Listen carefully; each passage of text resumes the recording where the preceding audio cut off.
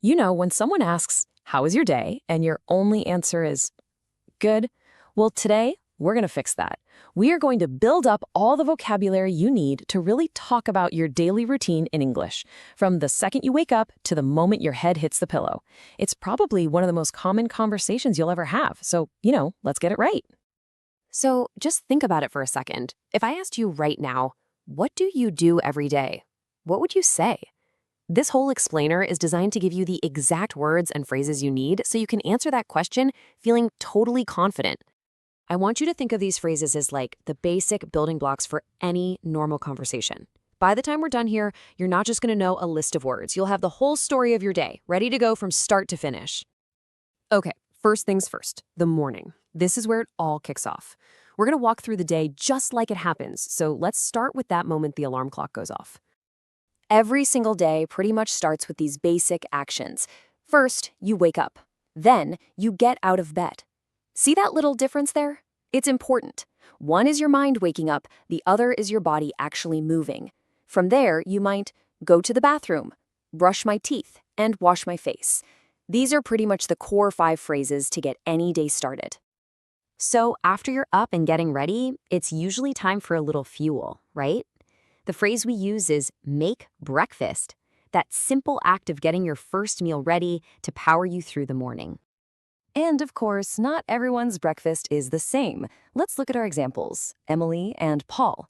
They have pretty simple meals, coffee and toast or tea and cereal. The cool thing here is you can just swap in your own favorite foods to make the phrase yours.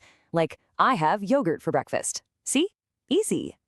All right, so you're clean, you've had something to eat. Now it's time to get out the door. You get dressed, and then, notice this really useful verb, you put on your shoes, and you put on your coats. Once you're all set, you leave the house and go to work. And just like that, we're in the middle of the day. You've gotten to work, and hey, that could be an office building or just a desk in your home. This part of the day is usually about 2 main things, work and lunch. So, what does work actually mean for most people? Well, it might mean you sit at my desk and work on my computer. Maybe you answer emails, write reports, or have meetings. I bet some of these sound pretty familiar, right?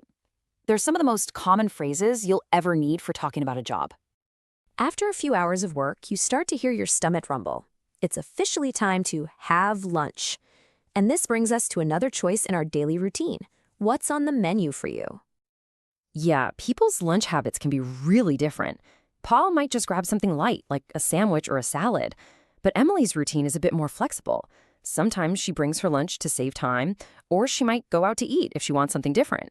It just goes to show, there's no single right routine. It's all about what works for you. The workday is finally over, and it's time to shift gears. We're now heading into the last part of our day, the evening. This is all about relaxing, eating some dinner, and getting ready for good night's sleep. That phrase, go home. It just feels good to say, doesn't it? It means work is done and your personal time is beginning.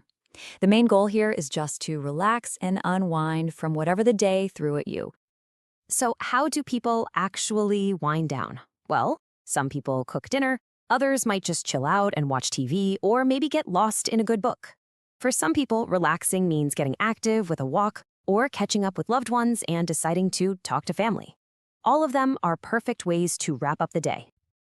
And here we are. We've come full circle. Just before the day is totally over, there are 2 last, very important steps. First, you brush my teeth. Again, a very good habit. And finally, you go to bed. And with that, the day is officially done. Okay, wow, we've gone through an entire day, from sunrise all the way to lights out. Let's do a super quick review to really lock in all those key phrases we just covered. Think of this as your personal cheat sheet. And here it is, your essential verb checklist. From wake up in the morning to go to bed at night, these 10 actions are truly the backbone of any daily routine conversation. If you can master these, you'll be ready to describe your day to anyone. So we've covered all the key phrases, but knowing them is really only half the battle. The most important step of all is to actually practice. So now the spotlight is officially on you. Just remember, learning a new language is a marathon. It's definitely not a sprint. It's all about taking small, consistent steps. So please be patient with yourself and celebrate every single new phrase you use. That's not just progress, that's success. So here's your challenge. Take these phrases and tell the story of your day. You can write it down, you can say it out loud to a friend, or hey, even just to yourself in the mirror. The absolute best way to learn is to start talking about your own life. Good luck, and I'll see you next time.